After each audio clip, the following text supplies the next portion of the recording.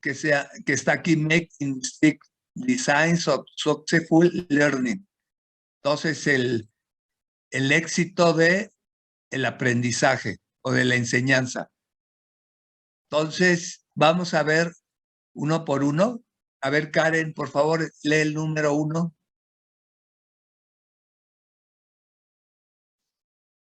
Desde arriba. Espera, perdón.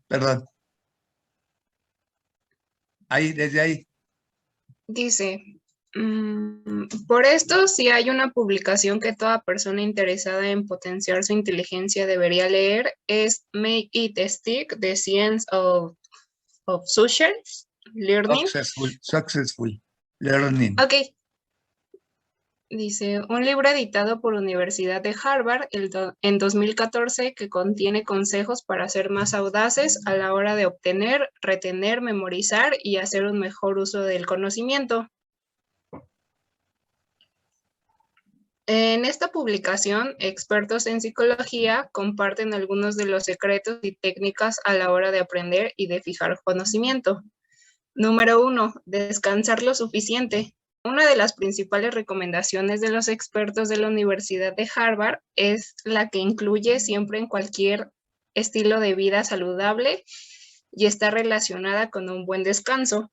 La sugerencia es descansar entre 7 u 8 horas, tiempo suficiente para que el cuerpo pueda recuperarse de toda la actividad del día. Indica la publicación que esto es necesario para que el cerebro fije los conocimientos nuevos. Descansando lo suficiente facilita que las personas puedan absorber y asumir cosas nuevas al siguiente día. Cosas nuevas, sí, está mal. Asumir cosas nuevas al siguiente día. Repitieron cosas. Gracias. Sí. Gracias, Karen. Doc. Samantha, número 2, por favor. Fraccionar el tiempo. Tomar descansos mientras una persona está estudiando o leyendo es clave. Una recomendación que también aplica a otros aspectos de la vida. Descansar aunque sea 5 minutos ayudará para distraerse e impedir que el cerebro se agote. Implementar esta práctica evitará el cansancio y ayudará a que las personas puedan concentrarse más. Además, la mente no percibirá el estudio como algo negativo. Gracias, Samantha. Rodrigo, por favor, el 3. Sí, doctor. No memorización lineal o literal. Los expertos de Harvard apuestan por crear una historia a la hora de estudiar. Se trata de hilar los conocimientos a modo de película. De esta forma será más fácil obtener la información y el conocimiento en dos aspectos: mejorar las habilidades comunicativas y memorizar de manera más fácil.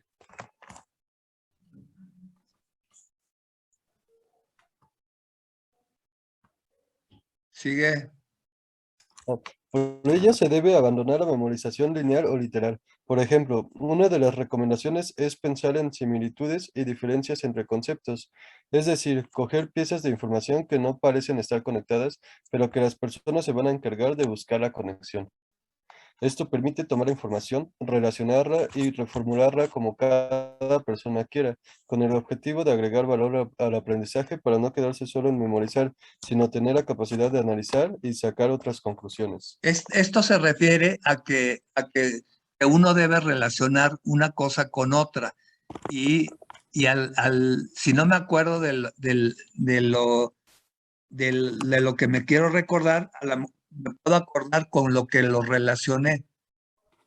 Y esa es una forma de memotecnia. En los cursos de memotecnia enseñan esto, cómo memorizar relacionando una cosa con otra. Entonces, no sé si se comprenda. ¿Sí se comprende lo que trata de decir aquí? Sí, doctor. Aparentemente, a mí me costaba trabajo entenderlo. Bueno, 4. Abigail, por favor. Escribir a mano de manera eventual. Esta es una práctica que se está perdiendo debido al uso de nuevas tecnologías, pero los especialistas aseguran que cuando la persona escribe a mano, el cerebro se concentra más en la información que quiere aprender. De esta manera es más fácil memorizar y que la información permanezca por más tiempo en el cerebro. Ahí está, a eso me refería. Por eso yo prefiero que escriban lo de que nada más se las estén leyendo. A ver, Karen, repítelo, por favor. Escribir a mano de manera eventual. Esta es una práctica que se está perdiendo debido al uso de las nuevas tecnologías, pero los especialistas aseguran que cuando la persona escribe a mano, el cerebro se concentra más en la información que quiere aprender. De esta manera es más fácil memorizar y que la información permanezca por más tiempo en el cerebro. A ver, lo que pasa es que ha habido alumnos que dicen que eso es de primaria y que iban en la secundaria cuando los hacían copiar, pero ya vieron cómo sí tiene un efecto positivo. El que ustedes escuchen la clase y después la escriban tiene un efecto positivo. ¿Sí está claro, jóvenes? No, el que escriban no nada más es por hacerlo, el que escriban es su beneficio de ustedes. A mí no me costaría nada mandarles todas las presentaciones y ya, yo hablar y hablar aquí, pero esto de escribir es para beneficio de ustedes. Mónica, el número 5, por favor. Actitud positiva. Los expertos de la institución estadounidense destacan la importancia de la actitud frente al estudio. Si hay una actitud negativa, el proceso va a ser más difícil y por ello se debe tratar de evitarla para facilitar el aprendizaje. Sigue. El truco está en apostar por el positivismo para poder retener y aprender, pues este es el primer paso para lograr los objetivos que las personas se proponen en el corto y mediano plazo. Bueno, la actitud positiva no nada más la tenemos que tener para aprender, la tenemos que tener en la vida, ¿eh? Si ustedes tienen una actitud positiva en su vida, yo les aseguro que van a ser más felices que si no la tienen. Entonces hay que tratar de tener actitud positiva en todos los aspectos de la vida de uno. Y uno de los beneficios pues, también es el aprendizaje. A veces nos cuesta trabajo, pero pues así es la realidad. Bueno, eso nada más era por lo de estar escribiendo. Bueno, entonces hasta aquí no tiene ninguna duda, comentario. Lo que vimos, de los que se dieron de alta, nada más pues consigan uno de sus compañeros. ¿Conocen a alguien de los que se dieron de alta? Alejandra, tú tienes de alta, ¿verdad? Alejandra Morales. Bueno, yo vi que decías que sí. Si conocen a alguien del grupo, entonces pídanle por favor lo que ya llevamos y después si tienen dudas ya nos preguntan. Bueno, entonces, hasta aquí de lo que hemos visto, ¿tienen alguna duda o pregunta? ¿Comentario? Bueno, vamos a retomar lo que habíamos dicho de inflación. Habíamos dicho que la inflación es una publicación diaria, diaria en México, porque es un índice macroeconómico muy importante. Acuérdense que el decir diaria no incluye sábado y domingo, ¿eh? El sistema financiero en México solo funciona de lunes a viernes. Sábado y domingo no hay sistema financiero. Se han fijado que casi prácticamente el sábado y el domingo no hay periódicos. Los periódicos, leer el periódico lo más importante era lunes, martes y miércoles. Jueves y viernes ya era como que nada más para ir al cine, cuando antes no había tantas redes sociales. O sea, compraban el periódico para ver la cartelera cinematográfica o de teatro en el fin de semana. Pero los días importantes de información son lunes, martes y miércoles, porque el lunes se abre el sistema financiero y el viernes se cierra. ¿Sí está claro? Por eso, en teoría, los bancos no abren sábado y domingo. Ya les había dicho la vez pasada que en supermercados hay bancos que abren el sábado y el domingo, pero los movimientos que hagan se hacen efectivo hasta el lunes, a las 9 cuando se abre el sistema financiero. Entonces dijimos, la inflación es un crecimiento sostenido y generalizado del nivel general de precios. Bueno, ya generalizado y sostenido, el nivel general es repetición. Entonces es un proceso sostenido y generalizado de los precios. ¿Cuál es la tendencia? Que los precios se eleven, se eleven, se eleven y se eleven.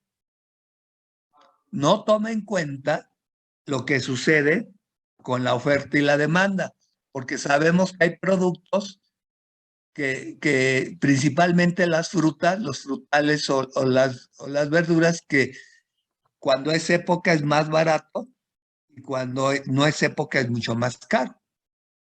Entonces eso no tiene que ver con la inflación. Lo que tiene que ver con la inflación es cuando la mayoría de los productos se elevan en su precio. ¿Qué dijimos? Uno de los insumos, perdón, sí, uno de los insumos más caros que pueden provocar inflación, pues era la gasolina. ¿Por qué? Porque dijimos que la gasolina mueve todo en México. Ya les había dicho que desaparecieron o privatizaron las líneas de ferrocarril. Fíjense, un tráiler solo puede mover un contenedor o máximo dos, pero ya ven que cuando manejan dos contenedores son los que causan más accidentes en las carreteras, cuando llevan dos contenedores, porque se colean bastante feo. Y en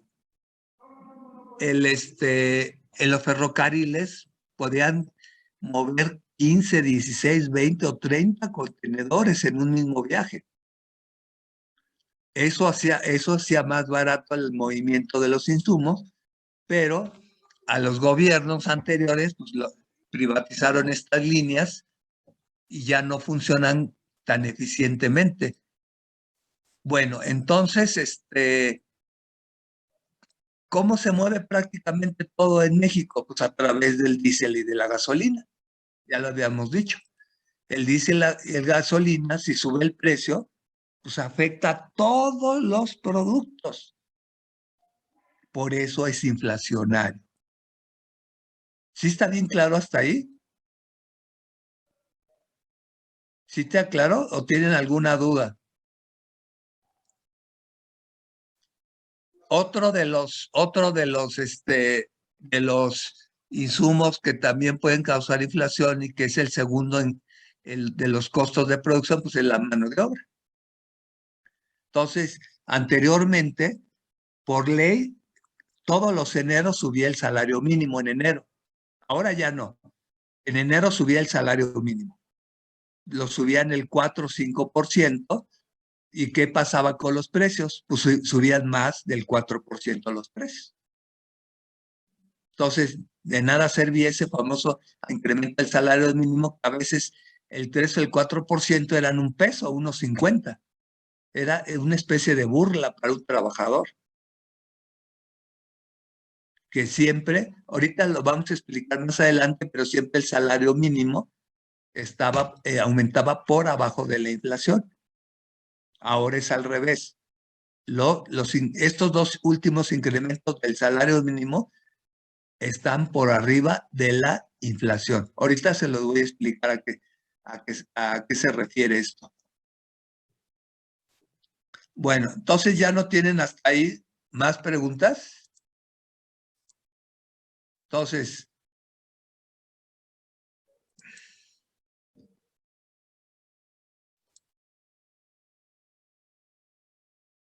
¿sí la pueden ver? Bueno, entonces habíamos dicho como un incremento sostenido y generalizado de los precios. Dice, los monetaristas atribuyen que la inflación es causada por la existencia de demasiado dinero en la persecución de pocos bienes y servicios. Es lo que habíamos dicho, lo de los litros de leche. Si la economía produce 5 litros de leche y cada litro cuesta 10 pesos, y si tenemos 10 familias que disponen de 10 pesos, pues le toca 1 litro a cada familia. Eso sería lo ideal del mercado. ¿Sí está claro eso? Pero resulta que si yo les incremento el salario a los trabajadores sin control de la producción, entonces vamos a tener más dinero circulante en persecución de pocos bienes y servicios. Entonces, ¿qué quiere decir? Que el dinero no se puede distribuir en toda la producción. Es más dinero y menos producción. Entonces, solo unas familias van a poder comprar parte de la producción y otras familias no van a poder comprar. Entonces, ¿qué hace la economía para tratar de regular, subir los precios? ¿Cuál es el objetivo de subir el precio? Cuando tenemos esta situación que hay mucho dinero circulante y hay pocos bienes y servicios, aquí la pregunta es, ¿por qué la economía, cuál es el propósito de que la economía suba los precios? A ver, Carla Acuña. ¿Para que no haya desabasto? Exacto. Bueno, no tanto, pero para que alcancen más los productos a la mayoría de las personas. Eso está correcto. Entonces, tratar de repartir lo poco que hay para que alcance para la mayoría de las personas. Entonces, subimos los precios. Las familias tienen ya no pueden comprar todo, compran solo una parte y dejan que otras familias compren otra parte. ¿Qué pasa con las familias más pobres? Pues van a comprar otra parte, pero en menos cantidad. En una época inflacionaria, si compraban 2 kilos de tortillas, posiblemente ahora nada más puedan comprar 1. O sea que las familias más humildes o más pobres no dejan de comprar principalmente los productos de primera necesidad, pero lo que pasa es que compran menos cantidad. Y la gente de clase media, alta y alta, pues ellos no tienen ningún problema con los precios. ¿Por qué? A ver, aquí hay una pregunta muy importante. Para una clase media que tiene un trabajo estable, que gana más o menos bien, ¿por qué le debería de importar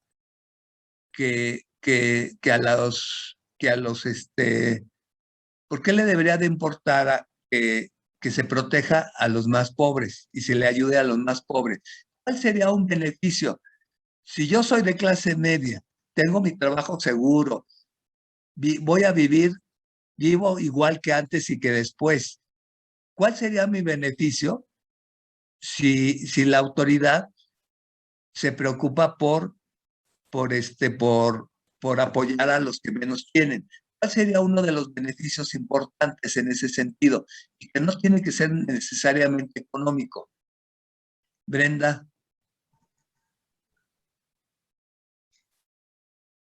¿Puede ser que disminuiría la delincuencia? Pues ese es una de los más importantes. ¿Por qué? ¿Por qué pasaría eso? Fíjense, nosotros, los jóvenes, ¿qué pasaba? Por la pobreza tenían núcleos familiares muy complicados y difíciles en sus casas. Preferían estar en la calle, metidos en una casa con esos problemas. No tenían opción, o todavía posiblemente no tengan opción de educación. No tienen opción de un trabajo.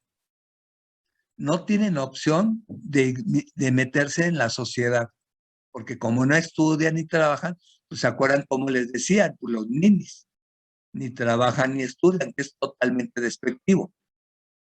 ¿Y quién les brindaba la única opción? la única opción que les brindaban, pues era la delincuencia organizada. Por eso empezó a reclutar jovencitos de 14, 15, 16, 17 años, porque si los agarraban, acuérdense que la ley después de, si eres menor de edad y te ponen y te detienen, a los 18 años te tienen que soltar, cuando eres menor de edad. Entonces, por eso empezaron a reclutar jovencitos menores de 18 años y haciendo actividades muy, muy terribles, ¿no? De las actividades más terribles de la delincuencia organizada. Entonces, ¿qué va a pasar si un gobierno les da ciertas oportunidades? A lo mejor no son las mejores, pero cuando menos es un comienzo de darles oportunidad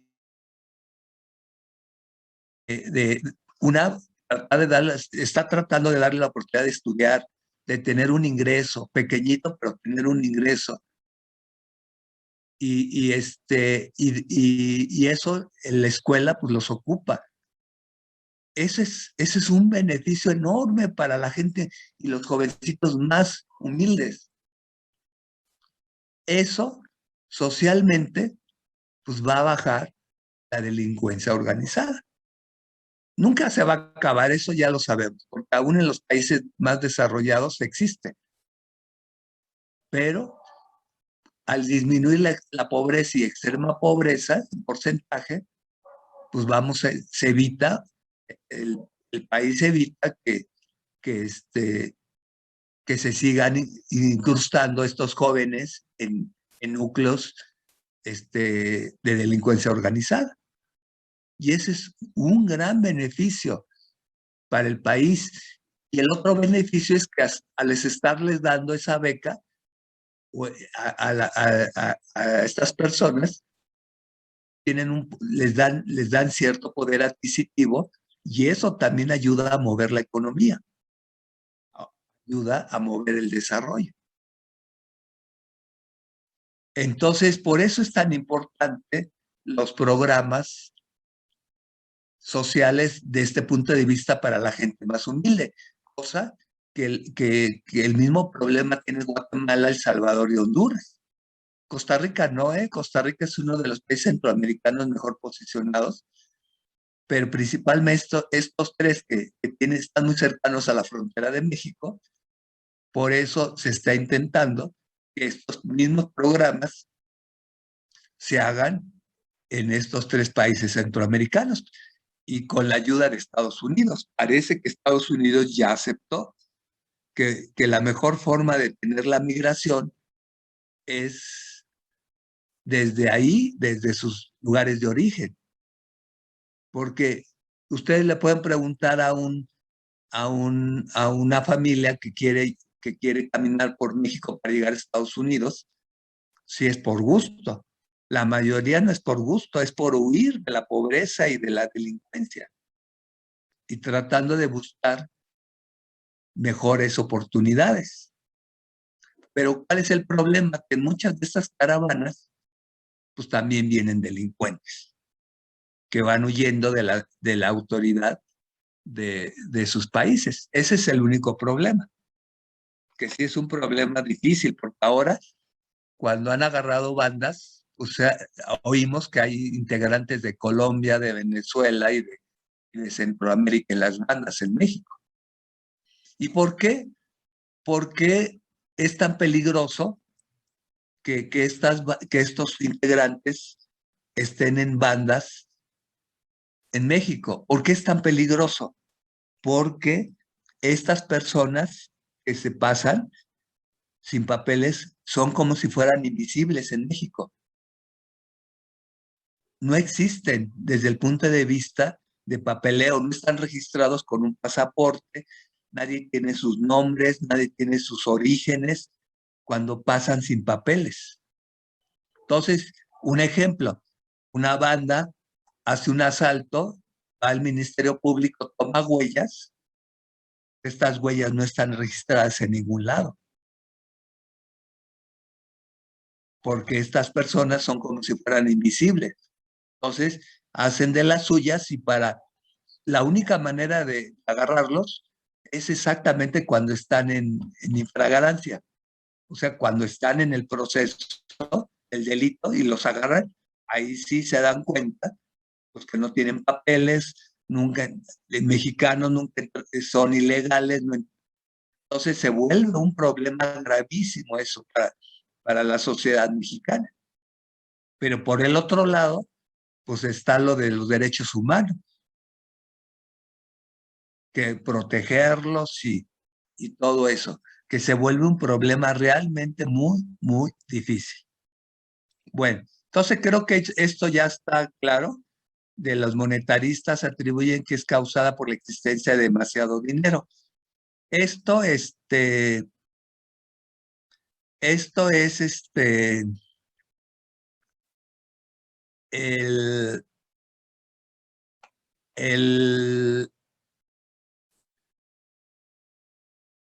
bueno, es que si ahorita estaba pensando en otra cosa, pero seguimos. Perdón, ya lo copiaron, ¿verdad?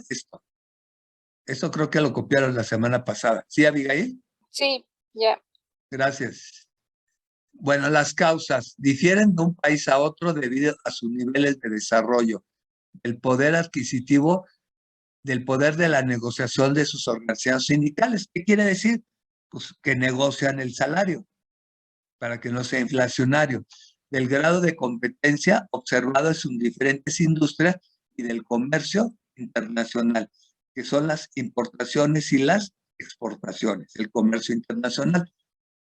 Entonces dice, la causa principal de las emisiones de dinero parece ser el déficit del gobierno. ¿Qué quiere decir déficit? Que gasta más de lo que tiene. Vamos a suponer, le llega dinero al gobierno pues, del cobro principalmente de los impuestos. Acuérdense que tenemos impuestos estatales e impuestos federales. Acuérdense que nuestro país es una federación.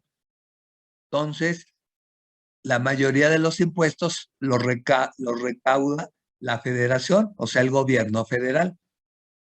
Y con ese dinero, una parte se reparte entre los estados y otra parte son para todos los programas del gobierno federal, como son los de saber, lo de los productores y todos los nuevos programas. Esos son programas del gobierno federal.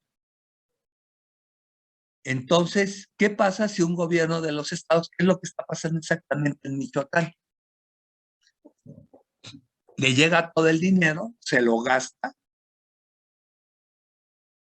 y ya no tiene dinero para pagarle a los maestros.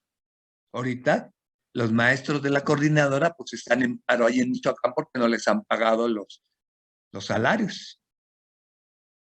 Entonces, la pregunta es, ¿qué hace el gobierno federal al gobierno estatal? Es ¿dónde está el dinero? ¿En qué se usó de las partidas federales y de lo que cobra el gobierno estatal? Porque otros estados sí han pagado y Michoacán exactamente no. Entonces, pues lo que se ha visto pues, es que el dinero desaparece en las cuentas de otras personas. Pero, pues eso lo tiene que comprobar la autoridad. Entonces, ¿qué puede hacer un gobierno si ya se gastó todo el dinero o ya no tiene dinero, pero hay que pagar a los trabajadores? O una opción es subir impuestos, pero sabemos que los impuestos, pues ya estamos en lo más alto de los impuestos. Al contrario, la política del gobierno federal es bajar los impuestos, no subirlos. Y otra, pues es imprimir billetes. Entonces, se imprimen billetes y los meten a circulación sin respaldo de los bienes y servicios, sin respaldo de los bienes y servicios, automáticamente, ¿qué genera? Inflación. ¿Sí está claro? Porque si imprimimos billetes sin respaldo, sucede esto, que más dinero y pocos bienes y ¿qué? Servicios. Entonces, si metemos dinero circulante sin respaldo de bienes y servicios, automáticamente suben los precios, ya lo dijimos, para regular, para tratar de distribuir lo poco que tienen más dinero. Entonces, sucede exactamente esto, lo que dicen los monetaristas. Entonces, inmediatamente sube el ¿qué? Suben los precios, inmediatamente. Entonces, todo el dinero circulante debe o debería estar respaldado con la producción en México. Y no nada más la producción, también lo que importamos. Si importamos bienes o servicios, pues esos también entran en la oferta y eso también regula la inflación. Entonces, para que no haya inflación, todos los bienes y servicios o todo el dinero circulante debe estar respaldado por los bienes y servicios existentes. Eso sí está bien claro, ¿verdad, Germán?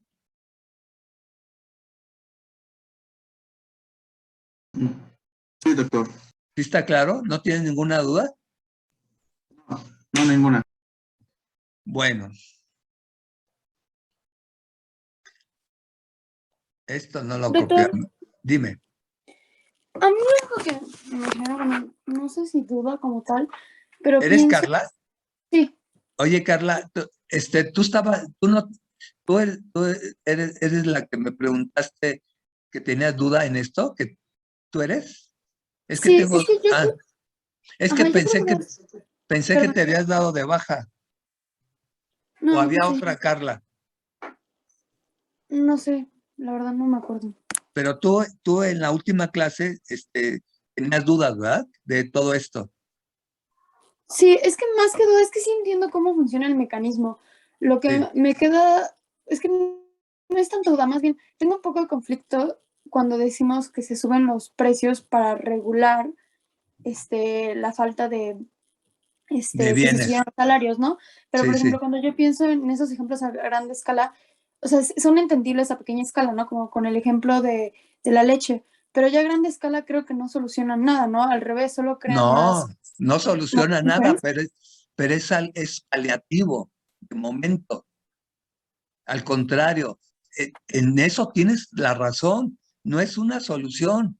Acuérdate que el control de la inflación de este modo, como lo hacía México, pues era quien más la sufría eran los más pobres. Eso no era una solución, era algo paliativo que de momento lo hacían, pero subir precios, ¿a quién afectaba más en las sociedades? Pues a los que menos tienen. Doctor, Entonces, ¿y qué pasa si simplemente no se suben los precios? Si, por ejemplo, en el caso de los maestros, ¿no? Que se imprimen billetes para darle dinero para pagar los salarios y simplemente se decide no se van a subir los precios, ¿qué pasaría ahí? O sea, sí habría como tal, sí podríamos ver la falta de recursos, mira, o sea, si no se suben los precios, Carla, una porción de la población compraría todo lo que hay y la otra porción de la población no tendrá acceso ya a nada. ¿Sí está claro ahí? Sí, es que siento que en ciertos ejemplos, por ejemplo, en el ejemplo de que estamos seguros, imaginémonos que ya estamos seguros que alguien se robó el dinero de los maestros, ¿no? Y esa persona se lo queda a sí mismo. De alguna manera no aumenta o sea, sí aumenta el dinero en circulación, pero solo hace que, o sea, solo él va a ser el que va a acaparar los recursos, entonces ahí Pues no es que... claro. Sí, el dinero que se han robado, y ya vimos que por todos lados sale dinero robado, ese dinero sigue en circulación, porque ese dinero lo utilizan para comprar casas, para comprar departamentos, para irse a Miami, comprar. Ese dinero sigue en circulación o sale del país, pero aunque saliera del país, acuérdense que hay que cambiarlo a dólares. Hay que cambiarlo a dólares para que pueda salir del país. Los pesos siguen quedándose en México, siguen en circulación, y ese es el gran problema, que hay mucho dinero circulante y pocos bienes y servicios. Si las personas pueden comprar más cantidades de bienes, entonces una porción de la población compra todo y otra porción de la población ya no accede a nada. Eso es algo complicado en la realidad. ¿Sí me entiendes, Carla? Sí. Mira, lo que te recomiendo, y ya se lo recomiendo a todos, bueno, ya ni modo hay que leer el periódico aunque digan ciertas mentiras, pero pueden leer el Financiero, el Economista, y busquen noticias respecto a lo que estamos hablando, y eso nos va a ayudar a entenderlo. Y si ustedes encuentran una noticia y vienen y les ponemos aquí, acuérdense que yo se las tomo en cuenta para la calificación final. Eso les puede ayudar. Yo les había dicho que antes era obligatorio. Ahorita no quise hacerlo obligatorio por tantas mentiras que dicen los periódicos, pero ya, olvidemos eso. Tienen la opción de leer una noticia desde el punto de vista económico y nos las pueden venir y comentar aquí. Eso hace más amena la clase y es una forma de entender la aplicación de lo que estamos aprendiendo en teoría. Entonces, yo les recomiendo a todos que ya un periódico, pueden comprar un periódico en internet y eso les dura para muchas noticias. Entonces, pueden venir al inicio de la clase y decir, yo tengo una noticia y supongamos puede hablar de lo que es la inflación, qué productos están ocasionando la inflación, si bajó, si subió. Y por cierto, el compañero que nos iba a decir la lista de los productos que están en la canasta básica, ¿no anda por ahí? Ni me acuerdo ni cómo se llama. ¿Cómo se llama el compañero? Porque creo que no está ahorita. No sé si ya se dio de baja o no. porque en la lista que nos presentó, esa es de la Secretaría de Economía y esos son los precios nada más. No era la lista de la inflación. Yo digo con que yo nunca la he visto, ¿eh? Si alguien la tiene y nos las enseña, pues sería excelente. Pero yo nunca he visto tal cual los productos exactos que integraron la canasta básica para calcular la inflación. Ahorita vamos a ver cómo se calcula la inflación. Bueno, vamos a seguir, Carla. Espero que ya más o menos esté entendido. Sí, gracias. Después tenemos dos tipos de inflación. La inflación provocada por una atracción de la demanda, que ocurre cuando la demanda por bienes y servicios es mayor que la oferta disponible. Es exactamente lo que estábamos discutiendo ahorita, Carla. Mucho dinero en persecución de pocos bienes y servicios. ¿Eso ya lo copiaron? Carolina, ¿ya lo copiaste? No. ¿Ya lo habíamos copiado? Sí. No. A ver, cópienlo, por favor. Habíamos mencionado la vez pasada, pero no recuerdo si lo copiamos. Y Carla, tienes mucha razón en preguntar, porque una de las bases de la economía para entenderle la inflación, es importantísima la inflación para entender gran parte de lo que sucede en la economía. Andrea Velar, ¿ahí estás? Sí, doctora, aquí estoy. Esta que pusiste en el chat, ¿qué es? Es un... el es el link el WhatsApp del que lo grupo. pidieron. Ajá. Está bien. Sí.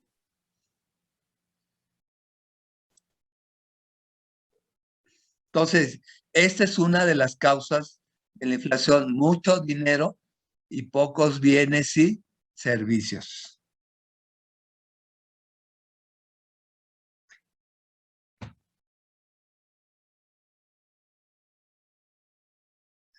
Oye, Ariel, ¿ese gato que pusiste es de verdad o nada más es una foto? Ah, no, bueno, es una foto que me encontré, pero quién sabe si sea real, No, pues debes de poner una foto real. ¿Por qué pones fotos de gatos que ni conoces? porque está chido, trae una calavera. Ah, ¿y por qué no pones tu foto mejor y te pones una calavera? Ahorita la cambio. Bueno, y la otra se llama empuje de costos. Es exactamente lo que dijimos de la gasolina y de los salarios. Aquí pongan, cuando suben los costos, especialmente los salarios y la gasolina o diésel, o le pueden poner combustibles, como quieran.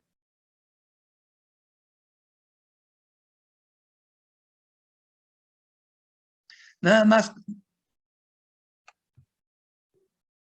hasta la coma, ¿eh?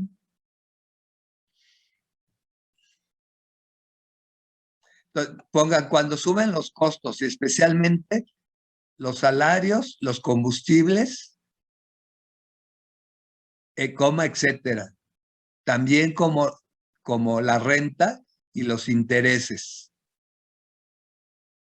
sobre los préstamos. Un ejemplo, por cómo actúan los intereses. Vamos a suponer que ustedes tengan una clínica veterinaria y pidan un crédito para comprar un aparato de rayos X. Entonces les dan el crédito a una tasa vamos a suponer, del 12%. Y de repente el Banco de México suba los intereses del 12 al 15%, pues hace más caro su crédito. ¿Y a quién le van a aplicar ese incremento de los intereses? Pues al consumidor final. Van a subir el costo de sus radiografías para cubrir el incremento de los intereses. ¿Sí me expliqué, jóvenes? Por eso el incremento de las tasas de interés también provocan inflación. Porque acuérdense que una de las maneras para poder desarrollar una empresa nueva o desarrollar la que tenemos, uno de los principales pues es un financiamiento a través de un crédito. No se les olvide, ¿eh? Ya lo dijimos, pero lo volvemos a decir. A ver, Germán, ¿cómo financiamos una empresa? ¿Inicialmente con qué? Quita tu micrófono.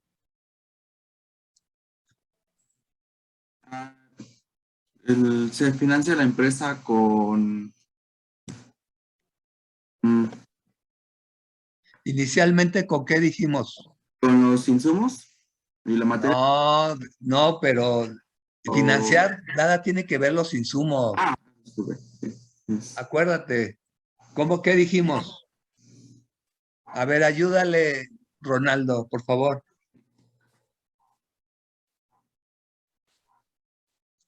Pues se tiene que tener un capital. ¿Quién? O sea, primero, ¿quién pone el dinero para financiar una empresa inicialmente? Pues el Los dueño bancos, de la ¿no? empresa, ¿no? El dueño o los dueños. El dueño o los dueños. Inicialmente siempre vamos a abrir un negocio con el dinero propio de uno o de varias personas que se convierten en socios. Siempre. En segundo, con un crédito financiero. Y tercero, con subsidios que da el gobierno. Entonces ya, si vuelvo a preguntar eso, ya se lo tienen que saber, ¿eh? Entonces, segundo, con lo que nos proporciona los subsidios. Eso lo vamos a ver después, ¿eh? que es un subsidio. Ya dije que en términos generales un subsidio es una transferencia que hace el gobierno federal o los gobiernos a los productores y el beneficiario son los consumidores.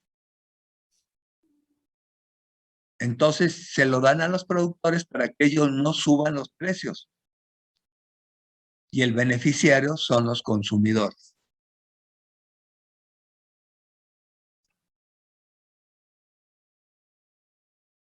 Eso pasa con algunos comedores universitarios. En teoría sí, en teoría, la renta que les cobran está subsidiada, en teoría, ¿eh? Había que preguntarles a los que tienen negocios cuánto les cobran, a ver si es real o no. Pero en teoría, se le llama concesión.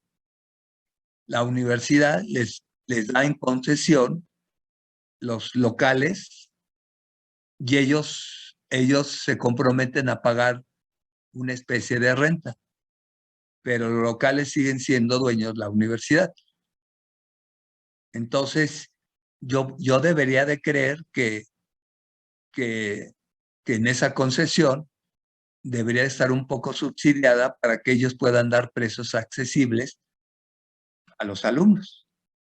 Entonces, a lo mejor no está subsidiada tal cual la concesión, pero sí está subsidiada las becas de alimentación. Porque acuérdense que hay personas que sí pueden pagar un precio comercial y hay personas que no, en la facultad o en la universidad. Entonces, ¿qué hizo en el caso de la facultad? Que creó becas de alimentación, si se acuerdan, ¿no? Las becas de alimentación, y esas becas de alimentación las acepta la concesión y da cierto número de comidas a menor precio.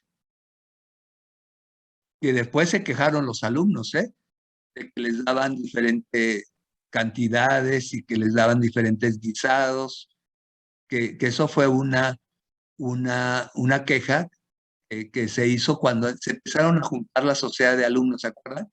Que empezaron a unirse a los alumnos. Una queja fue que la comida que les daban a los que tenían beca de alimentación no era la misma que les daban a los que pagaban una comida. Entonces, se supone que se exige que sea igual la comida, porque ahí sí, esa comida se supone sí debe estar subsidiada. Bueno, entonces, yo les voy a decir qué vamos a escribir. ¿Cómo se mide la inflación? Se utiliza el índice nacional de precio al consumidor. Dice, los números índices son medidas estadísticas que se emplean para mostrar los cambios que se operan en un componente o grupos de componentes relacionados entre sí. Y está basado en porcentaje. Entonces, vamos a hacer un ejemplo. Vamos a suponer que estos 4 artículos es la canasta básica. Tomamos en cuenta estos 4 artículos. La fórmula es índice de precios es igual a la sumatoria de QN por precio del año de estudio. Esto lo tenemos acá, entre la sumatoria de QN. QN son las cantidades por el precio del año base. ¿A qué nos referimos como año de estudio y año base? El año base es el más antiguo. Aquí, 2015 es el año base y el año de estudio es 2017.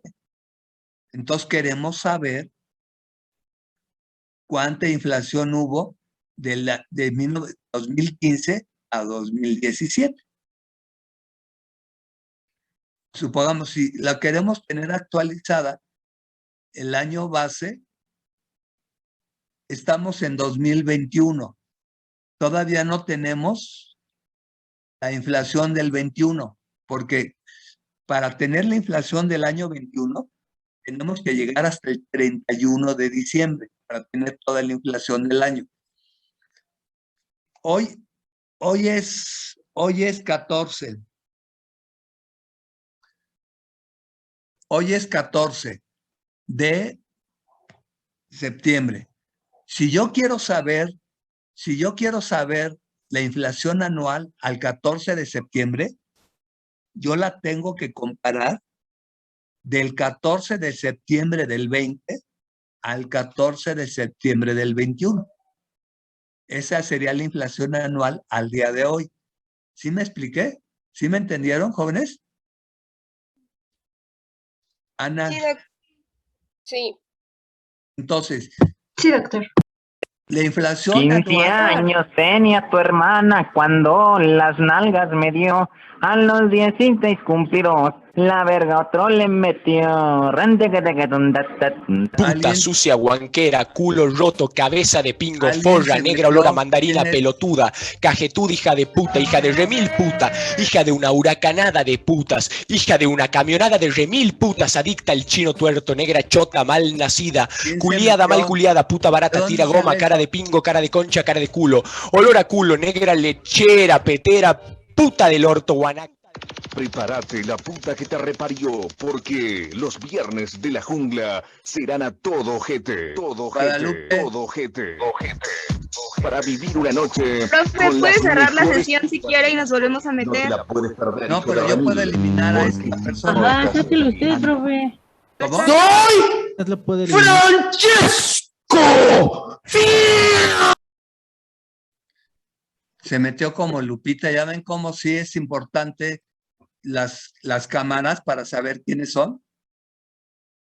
Es la primera vez que veo que pasa eso, doctor. Igual, primera vez en todo este tipo de clases online. Por eso, entonces ya comprendieron por qué a veces les pido que prendan la cámara porque no sabemos quiénes son. Entonces, eso es eso es un ejemplo. Si tienen la cámara apagada, pues yo no puedo estarlos obligando a ver quiénes son. Entonces, pues ni modo, ya nos pasó. Entonces, para la siguiente clase, cuando les dé la entrada, prenden la cámara cuando menos para saber quiénes son, si hay una persona. Y ya después, si la quieren apagar, la apagan. ¿Sí estamos claros, jóvenes? Sí. Sí, doctor. O sea, para la siguiente clase, mire, la única protección que tenemos es que tienen que entrar a una sala. Y a la sala, yo les voy a dar la entrada. Entonces, cuando dé la entrada, cuando entren, prenden la cámara para que yo verifique que sí son. Y ya, ese sería nada más. Si quieren seguir con la cámara prendida, lo siguen, si no, no. Ese sería un requisito. Bueno. Y Y en mi además, caso, doctor, que no tengo cámara. bueno, pero ya sabemos que eres tú. No hay tanto problema. Está bien. En algo que, porque ya pusieron Guadalupe, pero no tiene apellido. Yo también tuve el error de no checar. Cuando sí me doy cuenta, le digo, prende la cámara y si no quiere y no dice nada, pues lo saco, como le hice ahorita. Pero se estuvo 1 hora tomando clases, 2 para trolear y ya, se fue. Pues sí. Pues sí, pero ¿qué podemos hacer? Pues nada. ¿Qué podemos hacer? Es que estaba interesante la clase, por eso se quedó un rato. Pues sí, pero ¿qué podemos hacer? Pues nada. Entonces, lo único que podemos hacer es checar las personas que van entrando. Y fíjense que ustedes en teoría son 30. Ahorita nada más entraron 24. No sé, los otros 6, bueno, ya 25 porque Lisette acaba de entrar. Faltan 5, faltan 6 porque son 31 o 30. Una compañera avisó que tenía muchos problemas de Sí, internet. ahorita se acaba de conectar Lisette. Pero cuando son muchos, pues imagínense, estar viendo uno por uno, pues se tarda uno. Pero ahorita como somos 30, sí lo vamos a poder hacer. Y a mí no me había pasado, desde que empezamos en todos los grupos, tampoco a mí me había entrado ninguna. Lo que pasa es que que estaba recordando cómo sacarlo.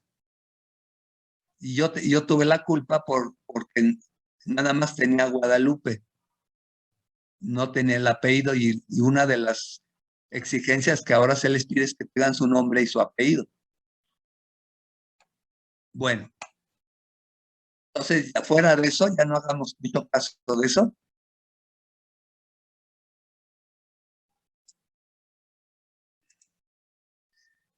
Ok, la canción, me equivoqué. Entonces, vamos, ¿cómo se cuenta? Estábamos viendo cómo contamos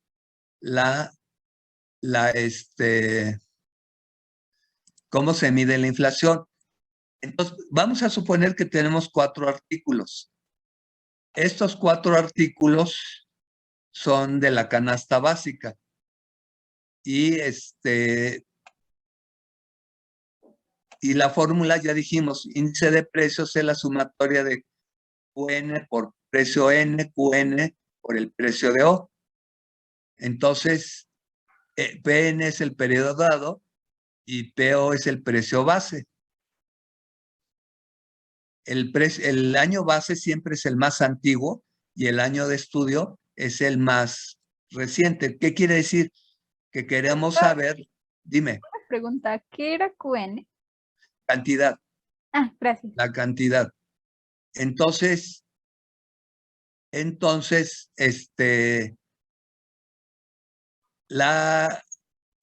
año base, nosotros queremos saber la inflación del 15 al 17.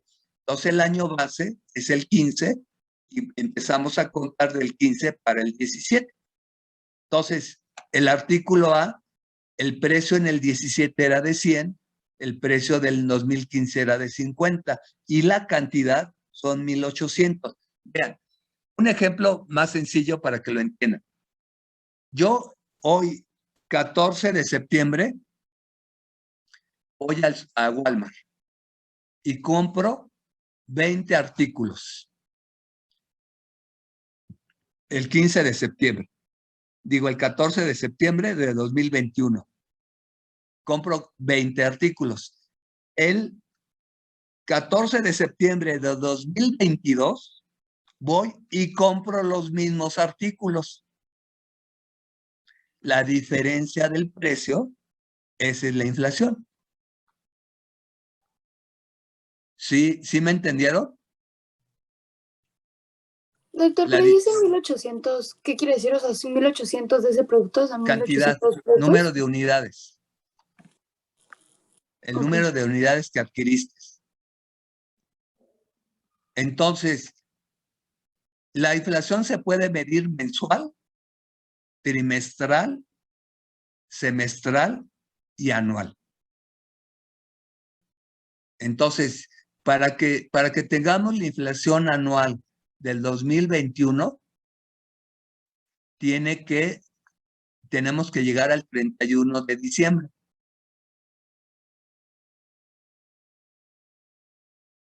Tenemos que llegar al 31 de diciembre para tener la inflación del 2021.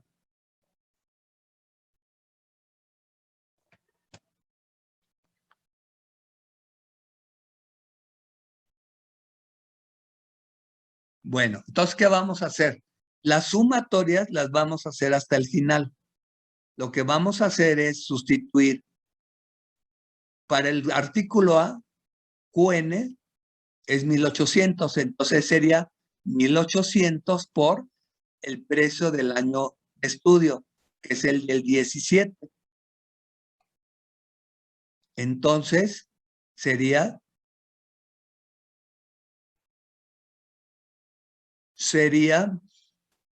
1,800 por 100. Abajo sería 1,800 por 50.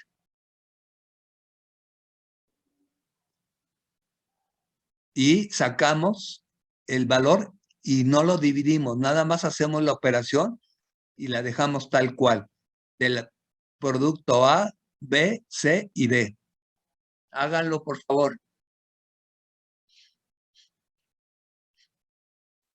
Doctor, entonces en un ejemplo real sería como decir, se compraron 1800 litros de leche al año. Es un ejemplo. Exacto, sí. Ahorita vamos a hacer un ejercicio con productos, con tortilla y con los básicos, para que lo veamos.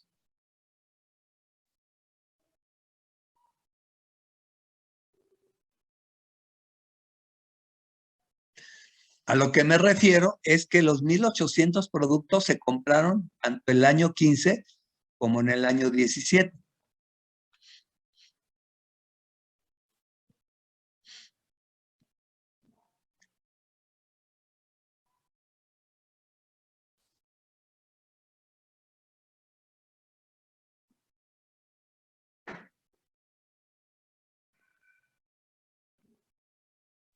Doctor, del artículo A, ¿da 2?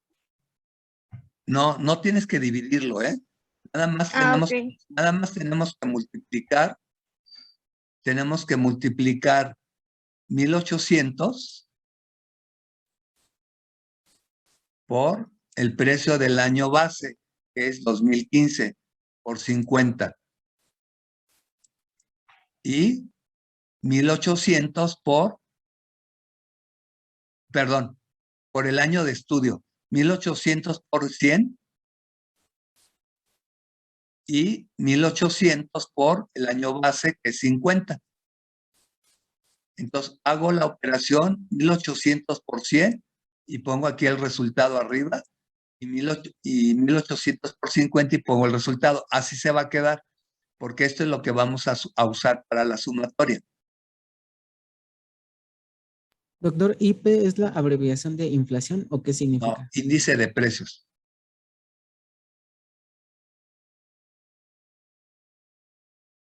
Que al final, pues es la inflación.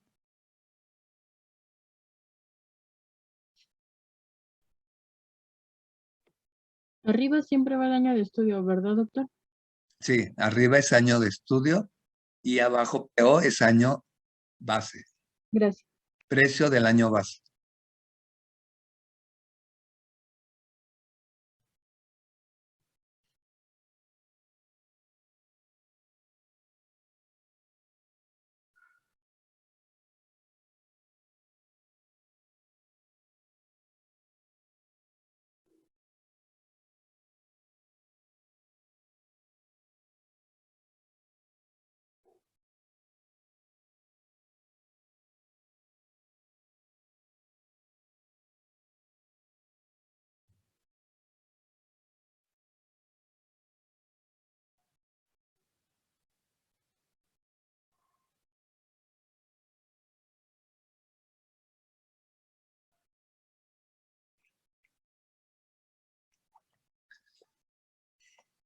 Entonces hay que hacerlo del artículo A, B y C. Entonces,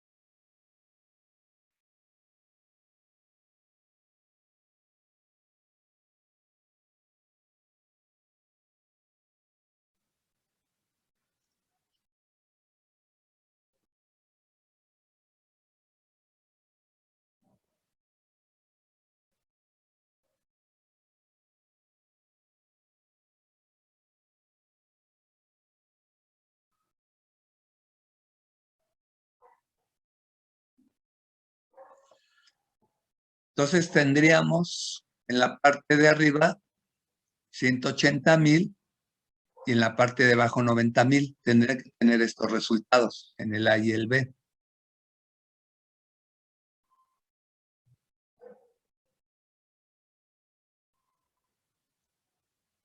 Sin dividirlo, ¿eh? Sin dividirlo.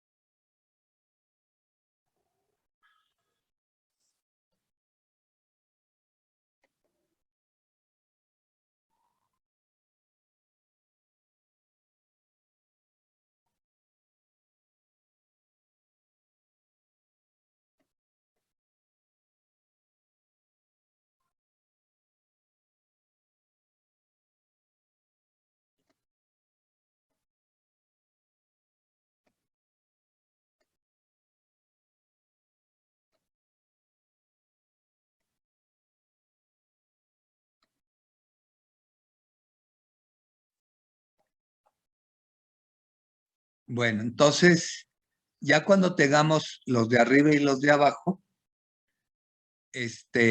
ahora sí vamos a hacer la sumatoria. Entonces, en la parte de arriba, aquí hay una raya, en la parte de arriba vamos a poner todos los superiores y en la parte de abajo todos los inferiores. Y aquí sí ya vamos a hacer la división.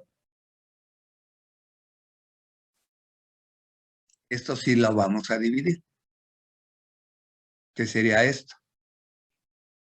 Entonces, nos va a salir 1.44, le vamos a restar menos 1 y lo vamos a multiplicar por 100.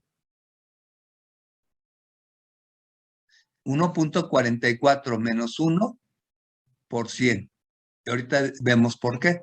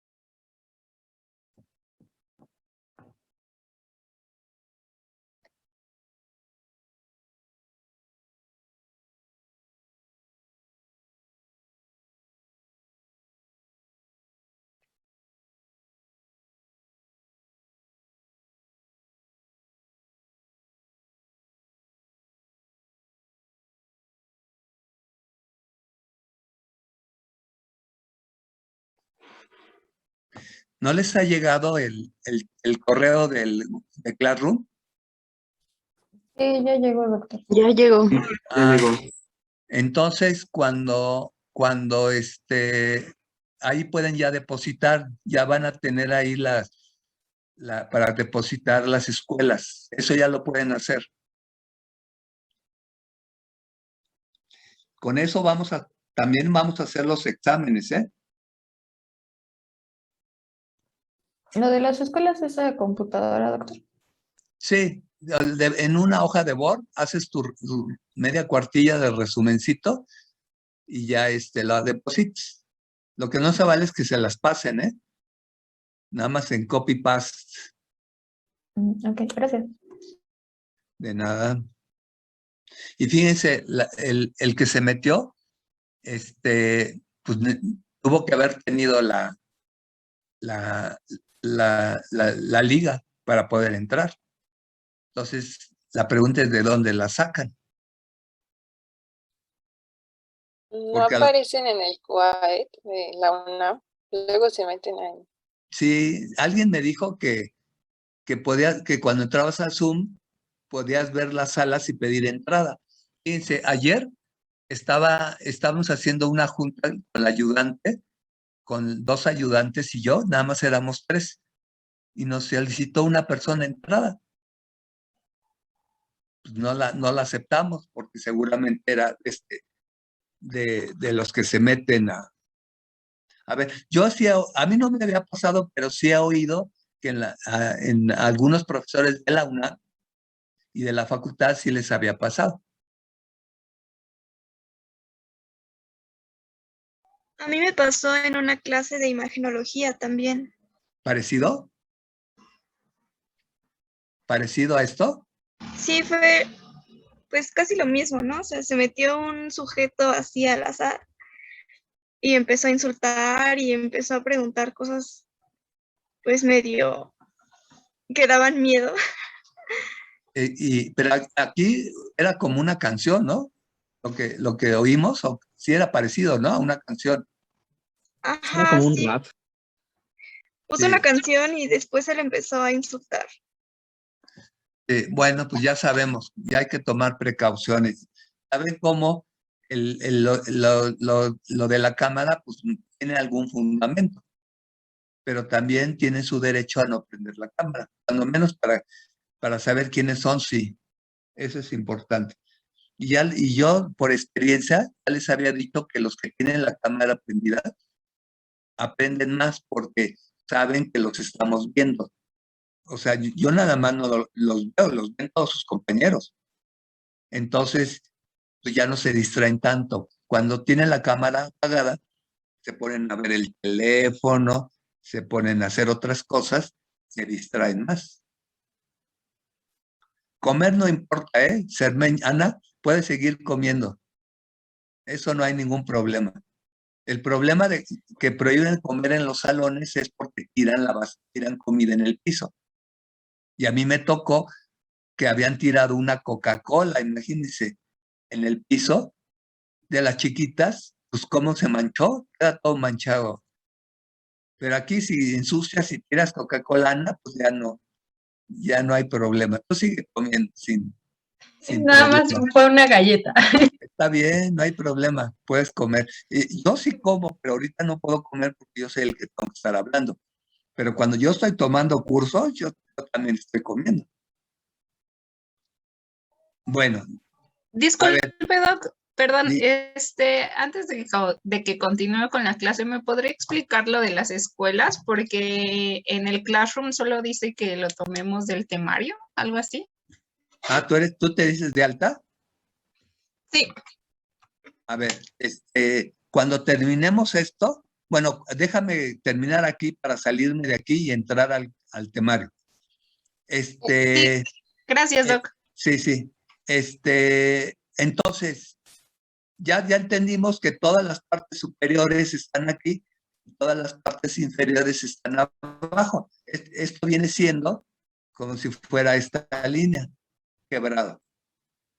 Entonces, ¿qué quiere decir? Que nuestro resultado es 1.44. ¿Por qué le tenemos que restar menos 1? Esto no es igual, ¿eh? Es 1.44 menos 1, ahora sí, igual a 44% y lo convertimos a porcentaje. ¿Qué quiere decir? Que la inflación entre 2000 entre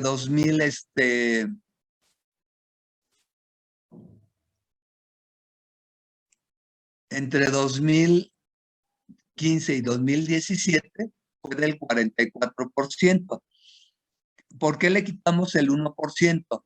Porque no nos interesa la inflación del 2015, nos interesa después del 2015 hasta el 17. Entonces el -1 es quitarle la inflación del 2015. El 1 representa el 100% de 2015. Estamos usando como base 2015, pero no estamos incluyendo 2015. ¿Sí está claro? Entonces le restamos el -1 y le restamos el -1 y consideramos que sería 2016 y 2017. Ustedes pueden sacar la inflación de un litro de leche desde 1950 al 2020. Nada más tendrían que tener todos los valores de todos los años.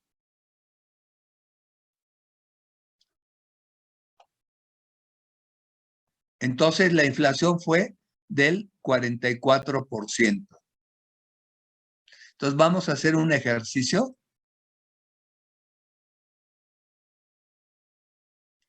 Aquí ya lo tenemos. Espérenme tantito. Me voy a salir tantito para decirle a la compañera lo de las escuelas para los que se dieron de alta. Espérenme.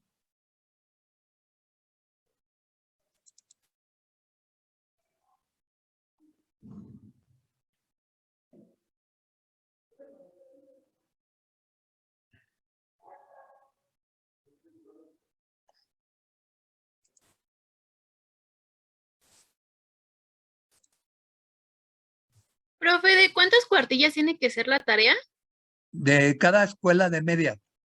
Ah, ok. O sea, en una hoja pueden poner 2. El chiste es que hagan un resumen de lo que, de las escuelas. Ya vimos, yo ya les mandé ¿cómo se llama?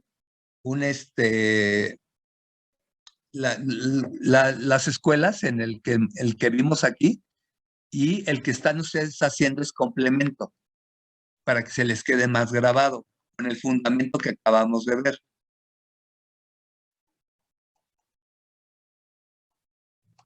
Mira, aquí están las escuelas: mercantilismo, fisiócrata, clásica, neoclásica, keynesiana, monetarista y neoliberal.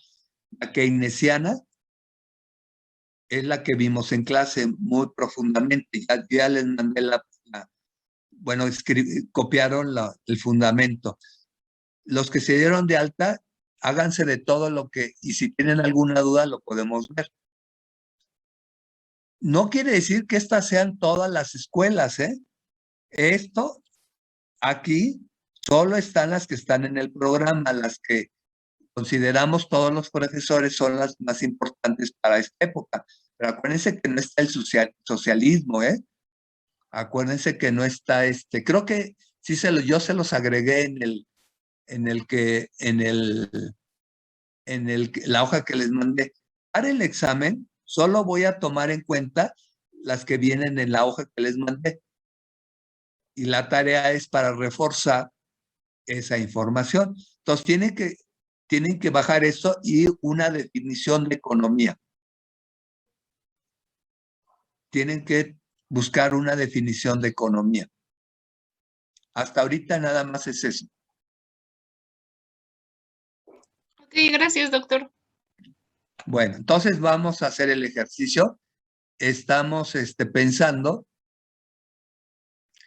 que en 4 artículos de la canasta básica, que casi son seguros, ¿eh? Nada más que vamos a ver si los precios son actualizados. 1 kilo de tortillas ahorita, ¿cuánto cuesta?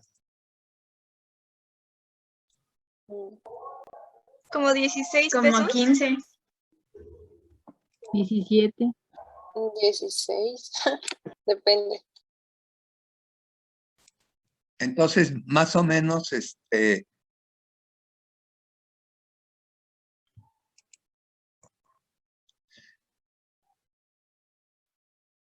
¿o cuánto costó? Vamos a ponerla aquí. Es que no podemos poner 2020 porque todavía no tenemos la inflación completa de todo el año. Mejor vamos el 19, el año pasado, ¿cuánto costaría? ¿17?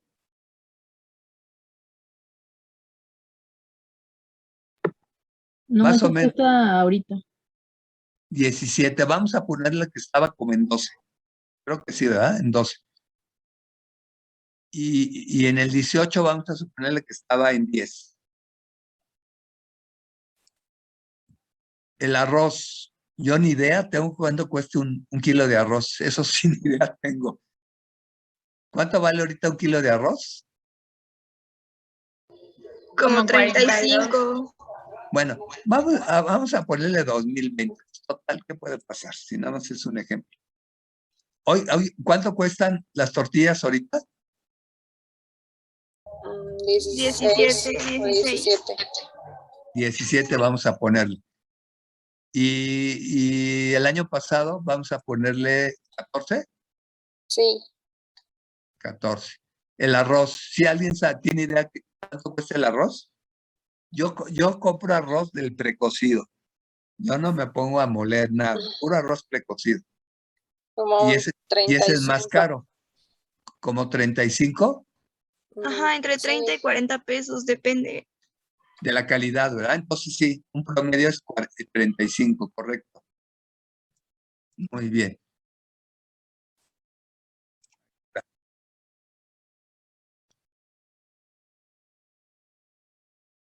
Quiero regresarle, pero no le hallo.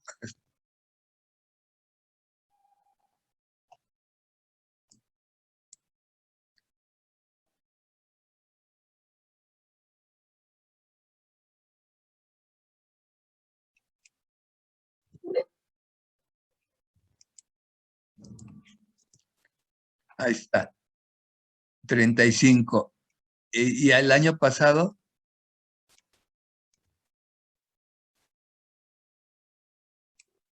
le quitamos unos pesos, ¿no? No creo que haya mucha diferencia. En 30. En 30. ¿Será? ¿5 pesos tanto? Bueno, está bien. Y las cantidades las dejamos igual. El kilo de huevo, ¿hoy cuánto vale? Como 40, ¿no?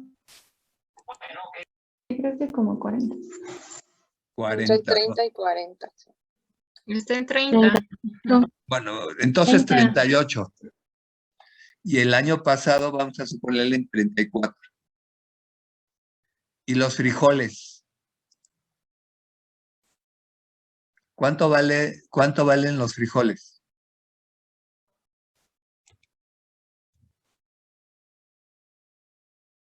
Yo tampoco tengo idea. Yo no compro más que de lata. Como 30 también. Bueno, vamos a ponerle. Tenía ni idea, ¿eh? Y lástima que cuando agarran una cazuelita de barro, le echan frijoles, les echan tocino, pedazos de carne de puerco, y salen unos frijoles charros, son riquísimos. Ya se me hizo agua en la boca, ahora sí. Y hace un año, 28 o 25. 28. 28. Bueno, háganlo, por favor. Este es tratando de hacer un ejemplo más a la realidad.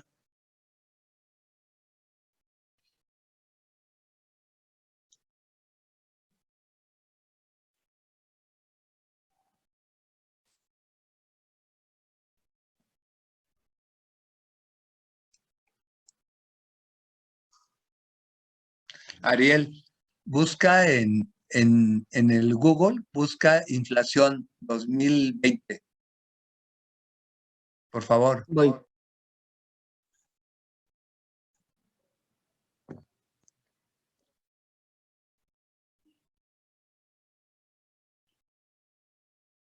Me parece que fue de 3.15. 3.15. ¿Anual? ¿Anual? Espere.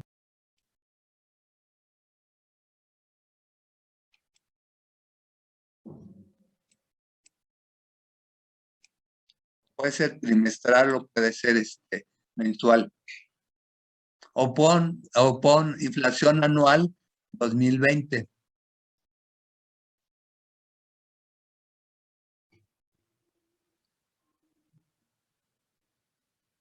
Sí, me sale que fue de 3.15.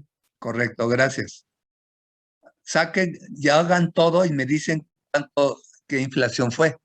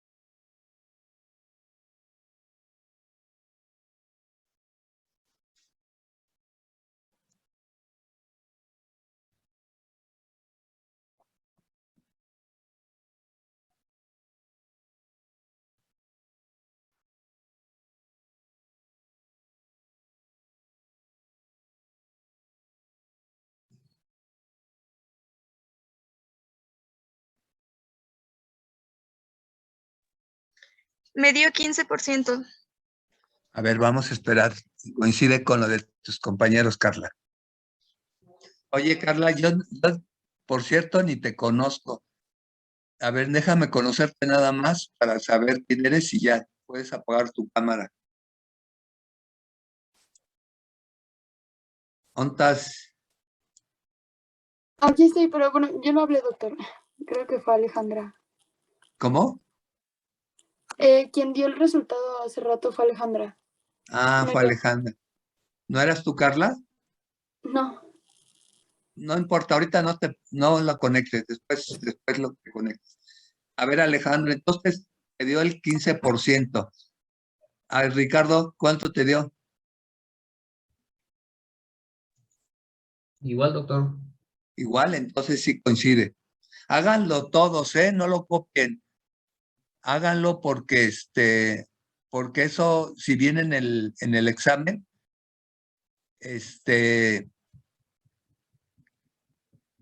tienen que practicar. Ahorita vamos a hacer, y les voy a dejar uno de tarea.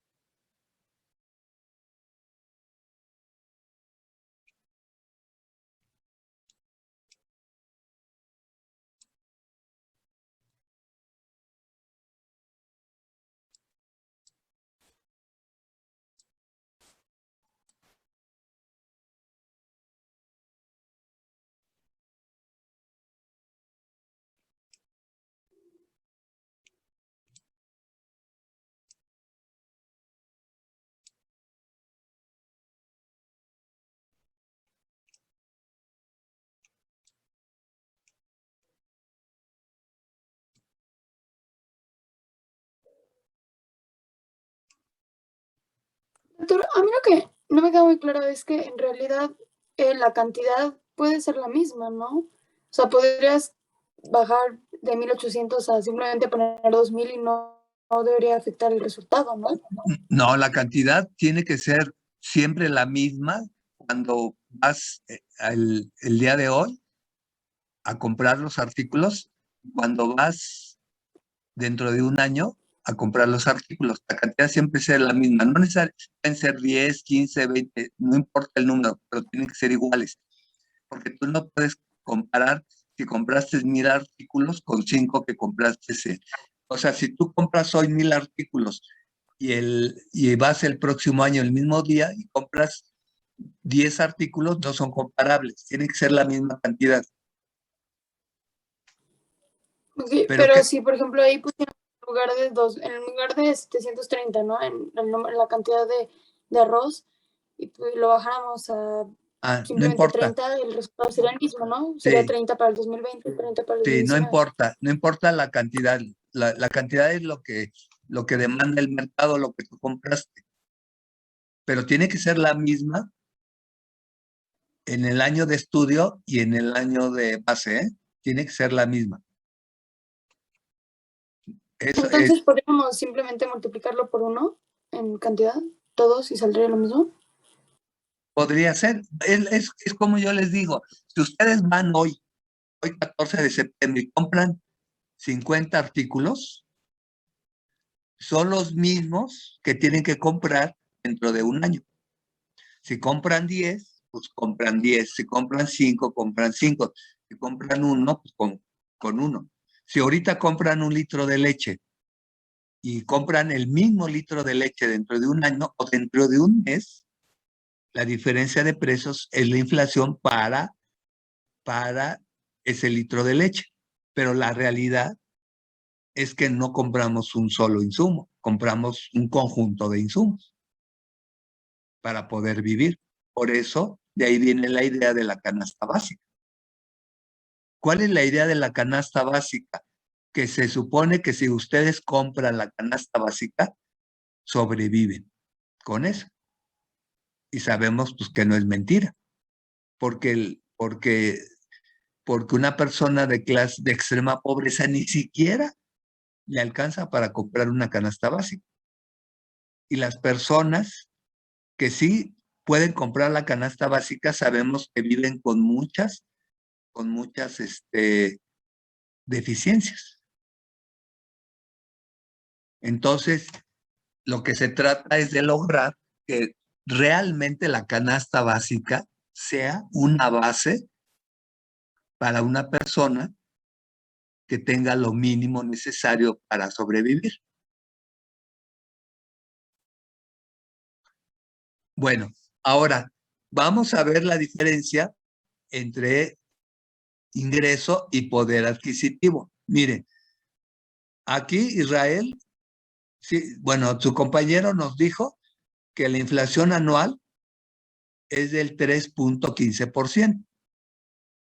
Si a mí me suben el salario, si este año si la inflación anual fue del 0.15% y me incrementaron el salario en 3.15%, a mí me aumentaron el ingreso, pero no el poder adquisitivo, porque yo seguiría comprando lo mismo. Si a mí si el incremento del salario fue del 3.15% y la inflación fue del 3.15%, yo seguiría comprando lo mismo. Entonces me aumentaron el ingreso, pero no el poder adquisitivo.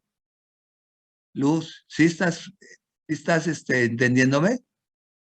Ahora, si a mí me subieron el salario en 2%,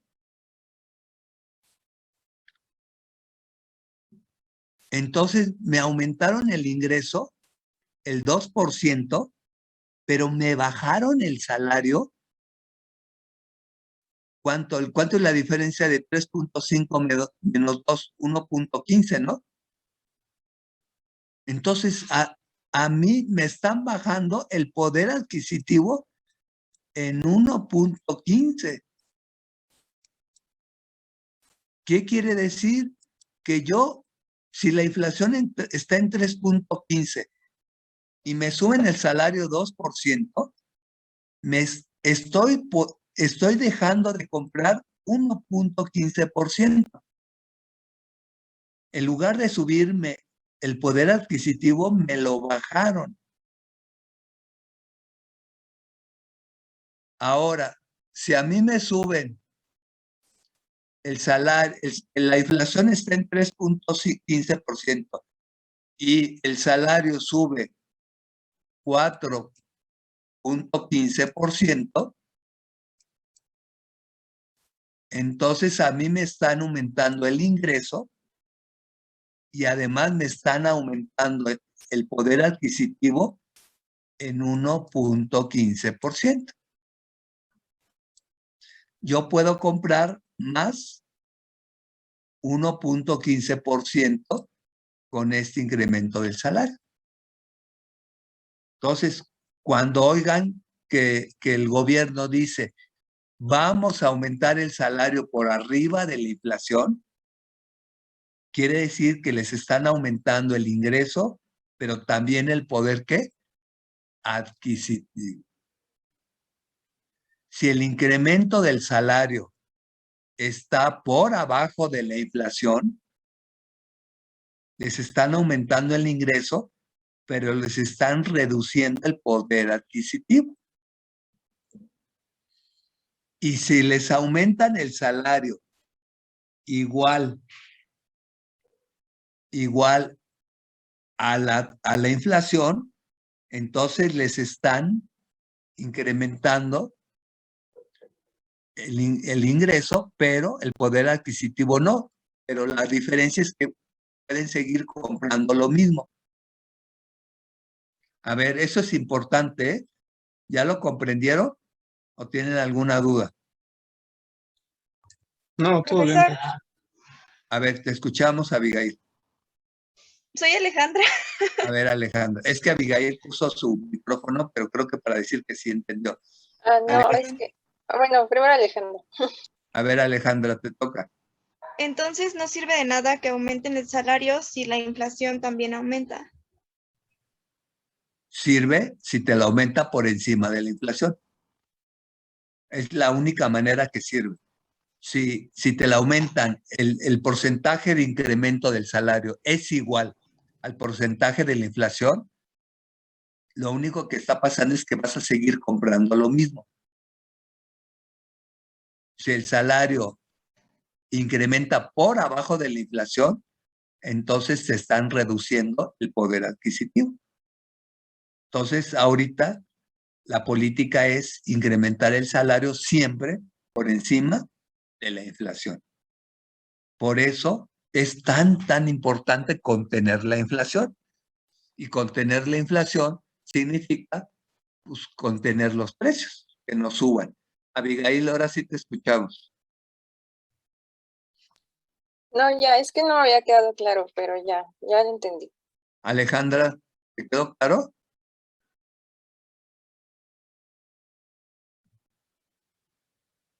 Sí, profe, gracias. Entonces, todos los gobiernos neoliberales, ¿qué hacían? Pues incrementaban el salario, pero nunca por encima de la inflación. No, acuérdense que había años que incrementaban 1.50 pesos el salario en un año, que era como el 4%. Póngale, el salario estaba, póngale 50 pesos, hace 3, 4 años. 50 por 4, sí por 4, 20. Eran 20 centavos lo que le aumentaba. Porque de por sí los salarios estaban bajísimos.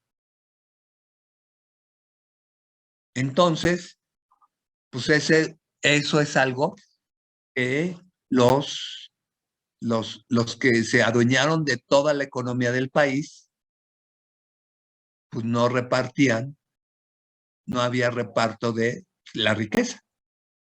Mire, yo les había recomendado que vieran el noticiero de los periodistas sin embargo, ahorita sacaron cinco reportajes de lo que es lo que era lo que es la extrema derecha y la derecha. Yo les recomiendo que lo vean, pero no desde el punto de vista político, sino desde el punto de vista económico, porque ahí nos describen las características que tienen las personas que gobernaron durante 30 años en México, en el periodo neoliberal. Es una forma de entender cómo piensan y cómo llevaron la política económica durante 30 años. Eso les sirve para entender los 30 años que vivimos del periodo neoliberal. ¿En qué se basaba? ¿Cuál es la base económica de la política neoliberal? Pues que el Estado, que todo lo que hay en el país pasara a manos de los empresarios. Entonces, en toda esta época, pues todo se fue vendiendo a los particulares. Pemex no acabaron de venderla toda ni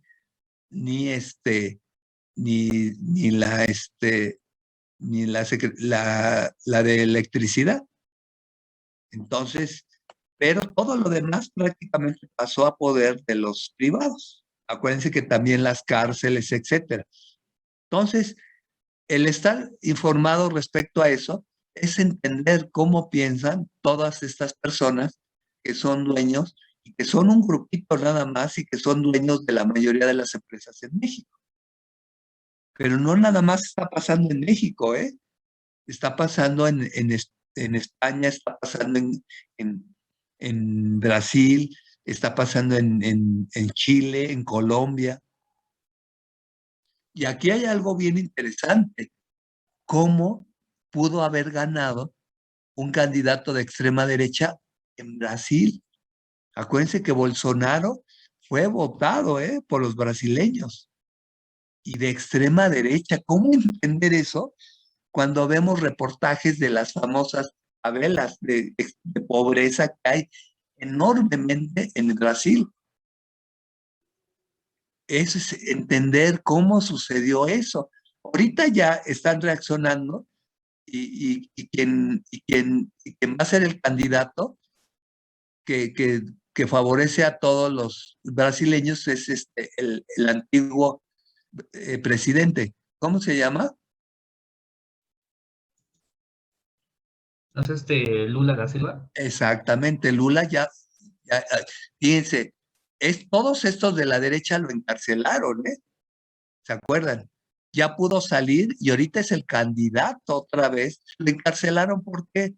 Pues porque le iba a ganar a Bolsonaro.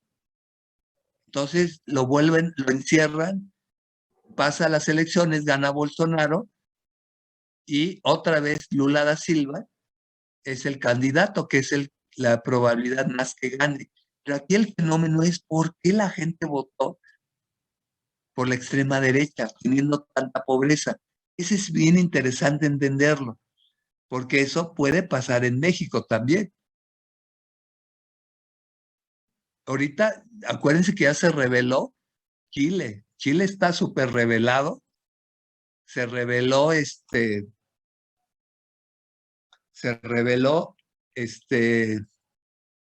Colombia. Acuérdense que hace unos meses salieron todos los colombianos en contra porque les estaban subiendo el precio de la luz en un porcentaje muy alto. ¿Sí oyeron, no?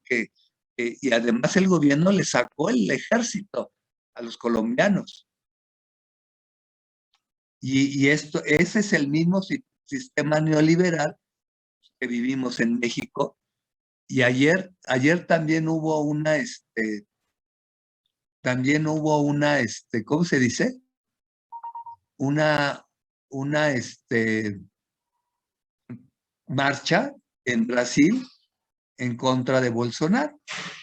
Eso es lo interesante, entender por qué ese país, que es enorme, enorme, votó por uno de extrema derecha. Yo realmente, abiertamente, no acabo de entenderlo, ¿eh? Bueno, el de tarea ya lo tienen ahí, escríbanlo. Va a ser lo mismo, nada más que el precio va a ser 20.15. Las cantidades también vamos a cambiarlas. Doctor, perdón, yo no entendí por qué el resultado puede ser mayor de 1. O sea, porque si dio 3.15 y le restamos ese 1, pues es 2.15 y sería 215%, ¿no? O sea, no entendía a qué se refería con ese número. ¿El 215? A ver, ¿cuánto les dio de qué está? A ver, perdón, No te entendí bien, vuélvanos a repetir. Bueno, es que a mí me salió mal, entonces a mí me salió otra cosa, 1.13, luego veo por qué me salió mal, pero a los demás les salió 3.15, ¿no? ¿Cuánto sale? No, 3.15 es la inflación. 15%. No. 15.26 sale. ¿Cuánto sale? 15.26%. Este es el resultado del ejercicio. Lo que yo había puesto aquí es la inflación que buscó tu compañero en el Banco de México, la anual, para México. Este es el resultado del ejercicio. 15 puntos, ¿qué me dijiste, perdón? ¿25? 27 Bueno. ya redondeado, Doc. Sí, 26, bueno, sí. 26, 27 no hay problema. Esta es la inflación del ejercicio que hicimos.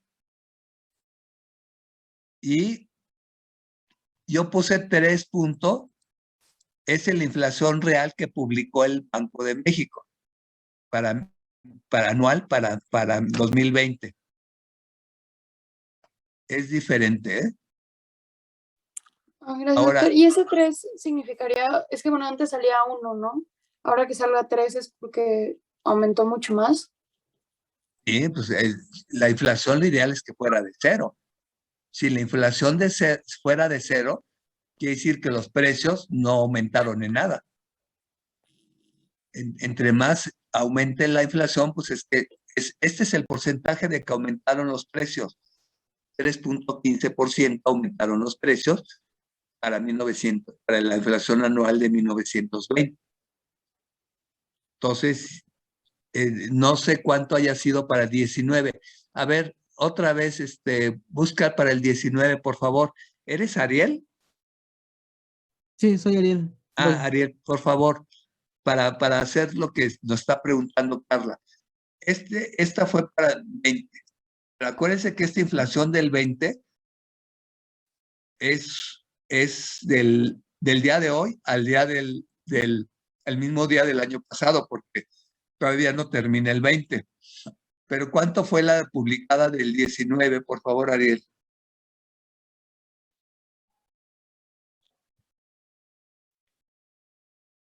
Dice que la tasa de inflación fue de 3.64. Entonces bajó. El 19 fue 3.64. Entonces, en este año, lo que llevamos del año, va bajando la inflación. Uno de los productos que estaba subiendo la inflación en México fue el gas, estaba subiendo mucho de precio. Por eso, lo que estaba haciendo, como los que son distribuidores privados. Buenas tardes. Buenas tardes, buenas tardes. Bien, gracias. Buenas tardes, Jorge. Bien. Espérenme tantito.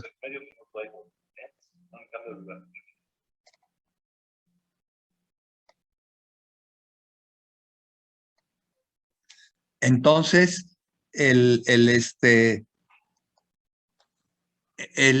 gas, como estaba subiendo mucho de precio porque los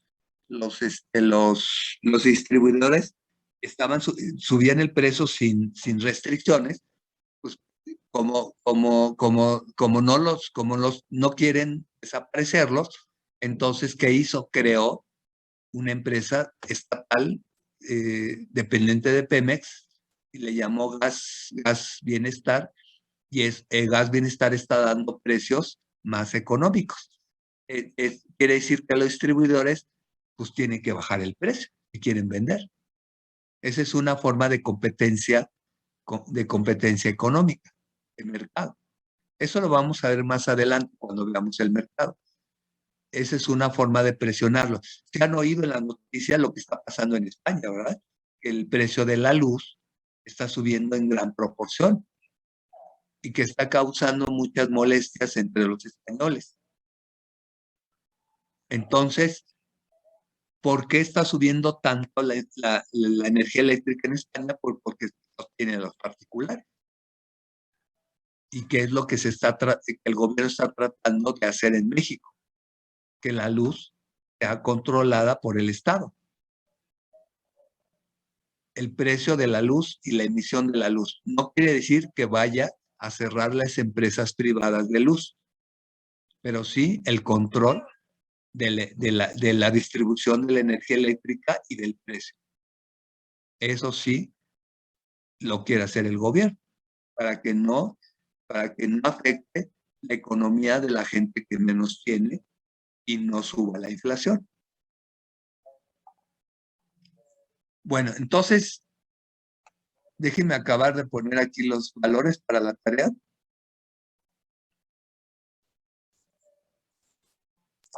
Profesor, tengo una duda. En el caso de que disminuye la inflación y el salario no aumente, ¿se podría decir también que estarían aumentando nuestro poder adquisitivo? Esa es una pregunta muy interesante. Vamos a suponer que el salario estuviera en... O sea, que ahorita está en 125. Ajá. Y la inflación, cuando se calculó, fuera de 3.15. Si la inflación, el salario sube a 125 y la inflación 3.15. Si la inflación baja a 3%, está aumentando el poder adquisitivo, pero no el ingreso. Ah, muy bien. Está muy bien lo que, correcto. Lo que dices. Entonces, si yo tengo el mismo salario, pero me baja la inflación, estoy aumentando el poder adquisitivo. Por eso es tan importante contener la inflación. ¿Qué quiere decir, Alejandra? ¿Qué quiere decir el aumento del poder adquisitivo? Pues que pueden comprar más cosas. Exacto, con el mismo dinero. Ya, eso es. Que puedo comprar más. Si compro 2 litros de leche, posiblemente pueda comprar 2,5 más o 3 más. O 1 más, perdón. Compro 2 litros, puedo comprar medio litro más o 1 litro más. ¿Por qué digo medio litro más? Pues porque en provincia pues les venden la leche bronca y puedo comprar medio litros. Exacto. Entonces, me estarían dando la oportunidad de poder comprar más bienes o servicios.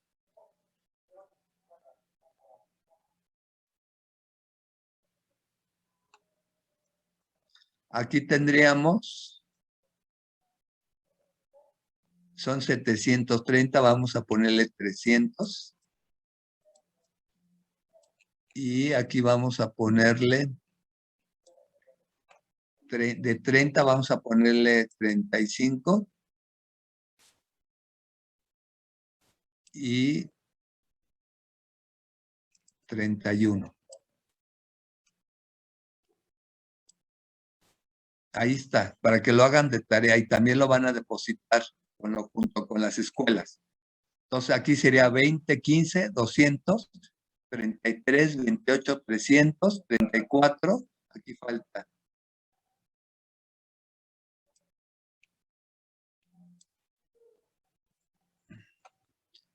$27 y 50. 34, 27 y 50, 35, 31 y 100. Pero, a ver, pero aquí lo importante es más o menos ya se entendió cómo se mide la inflación. ¿Qué es lo que estamos haciendo aquí? Pues simplemente sacar los precios de un conjunto de productos que pueden ser bienes y servicios llamado canasta básica. Entonces, si el gobierno publica que la inflación fue de 3.15, ¿sí, Ariel?